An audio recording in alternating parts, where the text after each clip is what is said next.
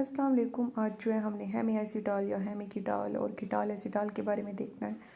तो सबसे पहले आप लोग मेरे चैनल सब्सक्राइब कर लें ताकि इस तरह के लेक्चर्स आपको मिलते रहें।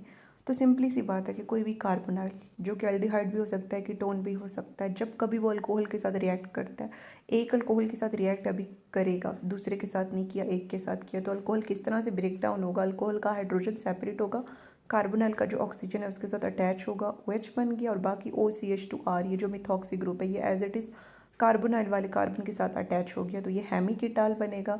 और अगर इसकी जगह अभी तो कीटोन से रिएक्ट कराया है, एल्डिहाइड होता तो क्या बनता, हेमीएसिटाल बनता। फिर एक और अल्कोहल जब रिएक्ट करेगा तो वाटर की रिमूवल होगी। किस तरह से, जैसे कि ROH आप लगा रहे हो तो एक जगह से हाइड्रोजन आ गया और जो COH लगा है वहाँ से मिसाल के तौर पर OH आ गया है, ठीक है। तो एंड पे OR ही यहाँ पर बच जाते हैं। R बेसिकली CH2R मतलब इस अल्काइल ग्रुप को रिप्रेजेंट कर रहा है। तो ये एट द एंड कीटाल या एसिटाल जो है आ गया है और ये सबसे ज़्यादा स्टेबल होता है और दो यानी कि अल्कोहल के रिएक्ट करने के बाद जो है ये बनता है। और शुगर जब कभी किसी सोल्यूशन में फ्लूइड में जाती है तो वो रिंग यानी कि साइक्लिक स्ट्रक्चर को अडॉप्ट कर लेती है। अब कार्बोनाइल अब जब रिएक्ट करना है तो क्या होगा कि इसका वो जो कार्बोनाइल का ऑक्सीजन है, ठीक है, उसका एक बॉन्ड ऊपर शिफ्ट हो जाएगा, फिर नीचे वाला हाइड्रोजन उसके साथ लगेगा और फिर ये आपस में अटैच होंगे। अब आपने अब हमने एनोमर्स देखनी है। एनोमर्स किसकी कॉन्फ़िगरेशन पे डिपेंड कर रही होती हैं, जो हेमीएसिटाल वाला कार्बन होता है या सिंपल लफ्ज़ों में कार्बोनाइल वाला कार्बन होता है। तो ये जो अब COH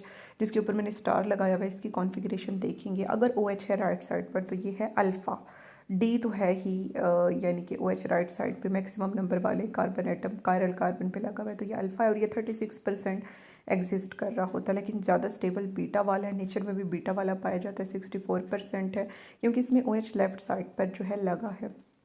तो ये जो है एनोमर्स हैं अल्फ़ा और बीटा, और ये बेसिकली ऐसे डायस्टेरियोमर हैं जो कि कार्बोनाइल कार्बन की जो कॉन्फ़िगरेशन है या फिर हेमीएसिटाल वाले कार्बन की जो कॉन्फ़िगरेशन है उसमें डिफ़र कर रहे होते हैं।